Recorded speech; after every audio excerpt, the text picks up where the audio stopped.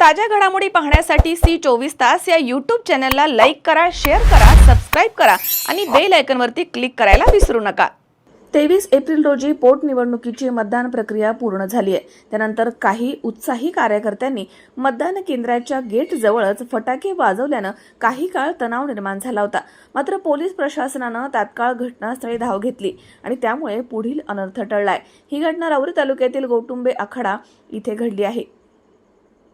राऊरी नगर पाथर्डी मतदारसंघाच्या पोटनिवडणुकीसाठी निवडणूक आयोगाच्या वतीने 23 एप्रिल रोजी मतदान प्रक्रिया घेण्यात आली। सर्वत्र दिवसभर शांततेत मतदान प्रक्रिया पार पडली आहे। मात्र राऊरी तालुक्यातील गोटुंबे आखाडा इथे मतदान केंद्र असणाऱ्या जिल्हा परिषद शाळेच्या गेट जवळच मतदान प्रक्रिया पूर्ण होताच 6:15 एका पक्षाच्या काही उत्साही कार्यकर्त्यांनी फटाक्यांची आतिषबाजी केली। यावेळी बंदोबस्तावरती असलेले काही पोलीस कर्मचारी फटाके वाजवणाऱ्या कार्यकर्त्यांकडे धावून गेले असता कार्यकर्त्यांनी तिथून पळ काढलाय। फटाके वाजवल्यानं काही काळ त्या ठिकाणी तणाव निर्माण झाला होता। यावेळी अपक्ष उमेदवार रावसाहेब खेवरे यांनी तात्काळ आपल्या कार्यकर्त्यांसह त्या ठिकाणी धाव घेतली।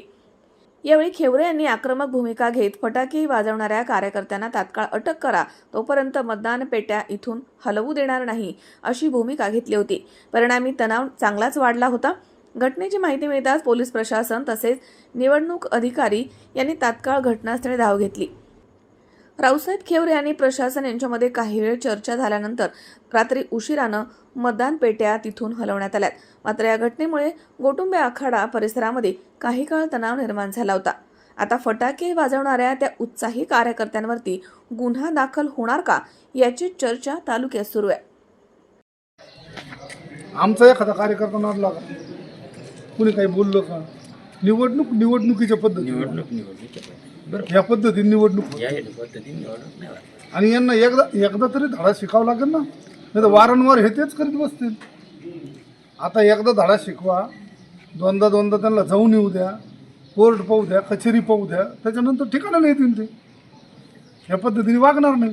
तुम्हाला त्रास नाही ना, आम्हाला त्रास। त्यांचे गुन्हे दाखल करा, आम्ही तुम्हाला नाव देतो। नाही, गुन्हे तर दाखल करावं लागेल, नाही तर मग मी जर इथं बसलो तर तुम्हाला पीटी काही